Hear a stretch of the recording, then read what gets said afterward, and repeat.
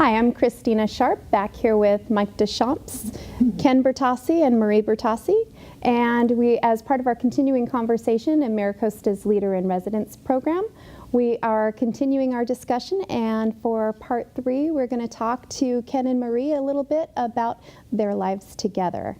So Marie, you were just telling us a great story about your heritage. You want to go back into that and let us fill us in? Yes, I do.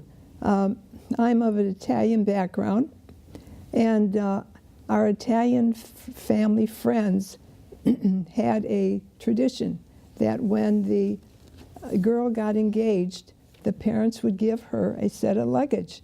And the new luggage would indicate that it was the start of a new life for the girl. And she would go off into her married life on her honeymoon, etc., with a new set of luggage. And most of the time, the luggage would be given to the girl when she was in her 20s. But since I was now 34 years old, my mother had given up a little bit of hope. And when I was 30, my mother gave me my luggage with no boyfriend in sight. And it was green, and I hated it. All the rest of my years, I got rid of that luggage as soon as I met Ken. And so I met Ken at age 34. Okay, so 34, a little later than your peer group. So tell us how you met. One night, a friend of mine, we decided to go to a lecture group. And back in the early 70s, there was a group called EST. And there was a group of lectures that were given. And at this particular evening, there was a lecture. And it was given in a very nice building in Santa Monica, and where you would go and you would pay $5, and you could eat all the wine and cheese that you could, and you could sit in pillows on the floor or nice comfortable chairs. Oh, wow. So, as luck would have it, I walked in and I was late with my friend. And so I'm not sure where I sat, but Ken seems to remember me. Other side of the room. The other side of the room, okay. The whole object was you were supposed to meet someone. And the theme was I'm okay and you're okay. And in between the intermission time, you were supposed to go and meet someone. You did not need to give the name or say anything about yourself. It was just more or less to get to know the person. Single people back in those days, you really had a chance to meet someone in a church you went to, or in a bar, or in a lecture thing. So I tried the lecture hall, and I saw Marie walk in at the first break. I thought, boy, I'm going to go over and make a dash for her and be the first one to talk to her. So he introduces himself and he says, my name is Ken Bertossi. And, you know, so I reciprocate and I say, my name is Marie Cavataio. I couldn't get rid of him. And, you know, he seemed like nice. And it was only supposed to be for 5 minutes or so. So by the end of, so then the lecture goes on, and by the end of the evening, he comes back again. And so I figured, okay, fine. He's asking me for my telephone number. And so I give it to him. So then we have our first date. I had a system of meeting a new girl. He's a CPA, so are you surprised he didn't have a systems man? The first date, you take a lady to a nice place for lunch. So up in LA, that was the Marina Del Rey. Marina Del Rey, and there was a very, very nice restaurant out in the marina. So we had lunch there, and if the first lunch goes good, then the next step would be a dinner, a steakhouse or somewhere. So I did not know of his plan, but when he first took me out for lunch, I thought, gee, you know, we're not going to Denny's or to Marie Callender's. We're actually going to a very nice restaurant. I thought, maybe he's got possibilities. Okay, so then he invites me out for dinner, so then we go out to another very nice fancy restaurant, and I'm thinking, okay, so he's not driving a Mercedes. He's driving a Honda station wagon. So I guess I have to let go of my shining white armor driving up in a Mercedes. And so that's how the relationship started. Aww. Sounds like your system worked out pretty good, Ken. yeah, I guess there's a system to my life. We've been married for 39 years. We've known each other for 40 years because he proposed 1 year to the date that we had met. Okay, on the night he decides he's going to propose, okay, he comes over and first of all, he calls me up and he says, "Why don't you cook dinner tonight?" Well, let me tell you, I'm not a cook. All right, the only thing I know is pork chops and rice. So I said, "You're having our traditional dinner of pork chops and rice." So he comes in and he's got 2 roses. Oh, that's right. He's got 2 roses in his hand. One is a bud rose, and the other one is a full-grown rose. And I'm thinking, where are the other 10? Or what's the logic to these 2 roses? By the logic of the 2 roses in this card.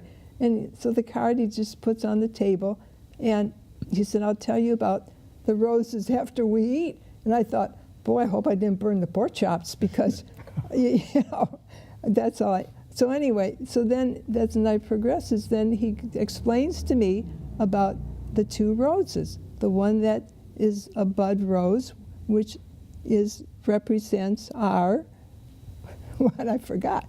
Well, where we were just then, we really didn't know each other. Right. And then the full-grown rose, which is what our life would be as a married couple. And then he actually gets down on bended knee and he proposes, and he hands me this, but he hands me the card first, okay? And the card, I have to keep turning the card because it's in a circle, and I got to keep reading all of these words, okay? And at the very end it says, "Will you marry me?" And then he gets down on his knees and he proposes. That's a really sweet story. Very creative for an accountant, Ken. Creative for an accountant. Yeah. That is. Except for the Zen diagrams, I mean. Yeah. Kept turning the card, couldn't figure, what is this guy? Maybe I made a mistake, you know. So life together has been the full-blown rose? Yes, it really has. It was very easy to communicate with him. And that was one of the things that was a big draw, was that he was a very positive, upbeat person, and I just felt very comfortable. It was almost like the pieces of the puzzle that have come together, finally. Okay, where all the rest there would be a few pieces missing. Well, with him it was just very easy. I didn't have to think about what I was going to say.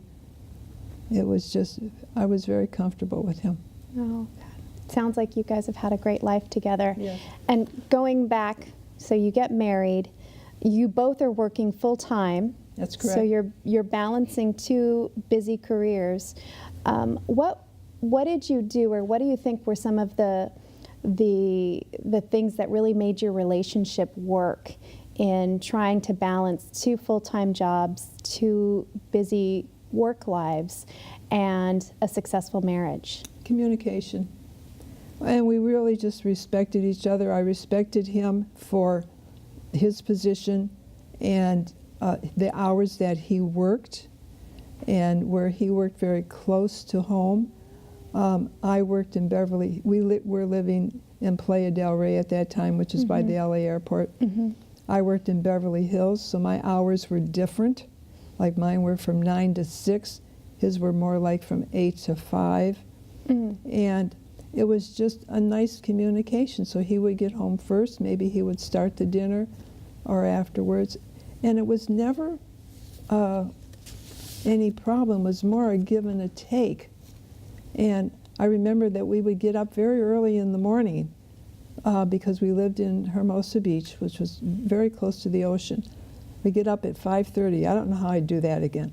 And we would get up and we'd go exercise. We would walk down by the ocean. I had this all timed.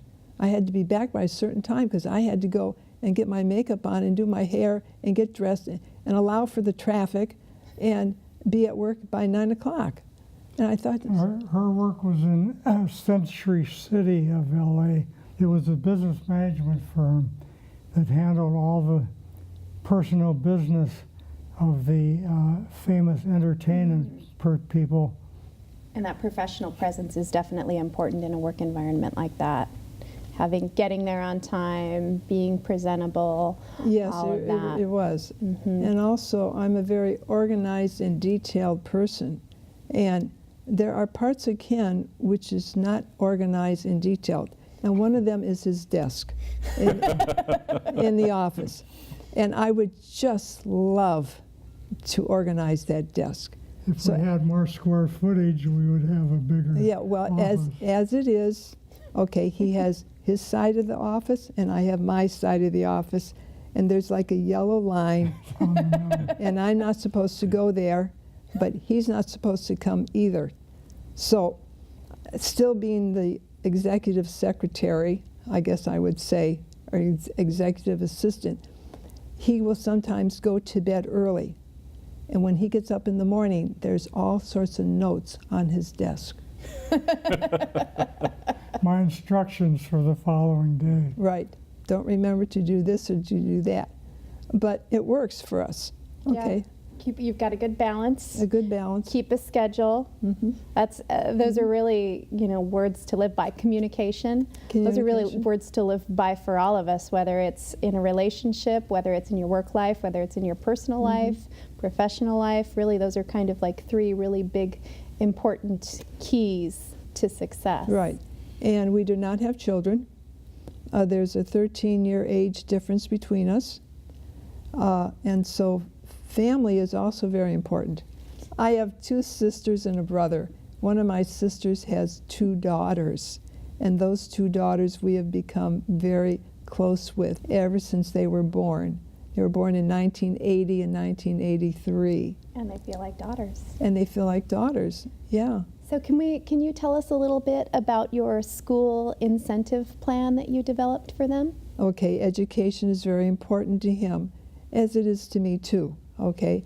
And so he came up with this idea for our 2 nieces, and by this time they were now in the 5th and 6th grade, so they could relate to it. It's called the School Incentive Plan. And here's how it worked. They were to report to us every time they got their report card how many A's, B's, or C's that they got. And an A equaled so much money, B, C, okay? You would total it up, and they would get that amount of money. But before they could even get that, we started the school incentive plan, and Ken wanted a contract because he wanted to teach them. It was in writing. It was in writing. He wanted to teach them about writing, about a contract. And it started out as whereas. Whereas such and such a date, whereas.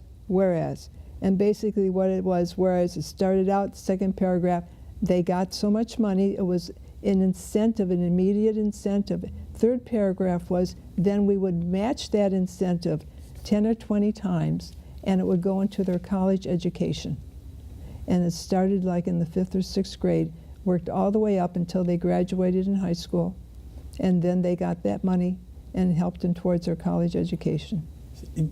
One of the things I'm curious about, Marie, is you mentioned that early on that you and Ken would go out to the beach every day and walk. What are some of the other things that you really enjoyed doing together? When we were working, we didn't have that much time except on the weekends. No, we did quite a bit of traveling. We did traveling. In our first years of marriage, Europe and United States.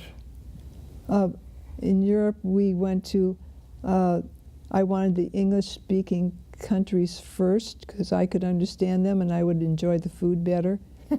So Norway, Sweden, Denmark, and then eventually we got to Italy, which I really loved. And England and England, Germany. yeah, Ireland. Also, we enjoyed the arts, so we enjoyed plays and not so much the sports. Oh yeah, I tried to make a skier out of Marie when we first met. And after about 3 tries, I was in a ski club. And I thought, well, I bought her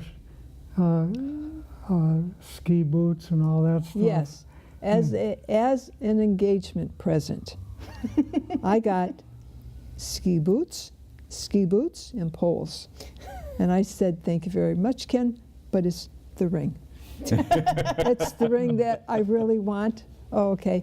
Marie, I'm wondering if you have one story about Ken that we haven't heard that you'd like to tell. Yeah, he doesn't talk very much about, he was born in 1930, which was the frugal years. Okay, I was born in 1943, So really, we were over that. And every once in a while, he will come out with some stories about his early years and compared to mine. And so when he was born in 1930, he was telling me at one time about he really did not have a lot of toys as a child. And so he had to create in his imagination toys, or when he would play outside. This was in St. Paul, Minnesota. You once told me about you had cardboard boxes and you played and you made holes in the cardboard boxes and you would play in the cardboard boxes, and you had a pile of dirt in the backyard. And what did you do with the pile of dirt in the backyard? You Play a shovel and a little truck and fill it up with dirt. And that was really young. It's been really wonderful to sit down and have this opportunity to talk with you today.